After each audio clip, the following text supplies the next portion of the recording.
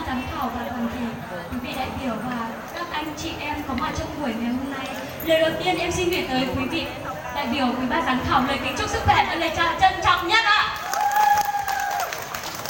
Em xin giới thiệu về bản thân mình. Em tên là Thảo Thị Anh. Năm nay em 18 tuổi. Em đến từ huyện Yên Châu, tỉnh Sơn La. Em đang theo học ngành hướng dẫn viên du lịch tại trường Cao đẳng Công thương Việt Nam.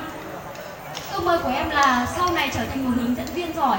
Và khi trở thành một hướng dẫn viên giỏi, em có thể cùng các anh chị đi trước, cùng chung tay góp sức để cho nền văn hóa người Mông mình trở nên tươi đẹp hơn. Lý do tham gia cuộc thi hôm nay là em muốn tham gia để giao lưu học hỏi và muốn cùng các anh chị ban giám khảo và các quý vị đại biểu đây cùng có một cái Tết thật là tươi đẹp và muốn tham gia tìm hiểu nhiều văn hóa của các vùng khác nữa. Nó trong số lên sự thua đời nào bây giờ anh sành kho thua đời lưu huyện Yên Châu tỉnh Sơn La thua có hỗ trợ đi lò thì cháu nhảy lò kia có đi sinh viên bông rất là nó nên chỉ sẽ đi lưu chi hỏi cô thì thua được cái nhỏ quý chồng. Sau đây em xin biểu diễn bài hát tiếng hát trên đỉnh Hồng Liên ạ.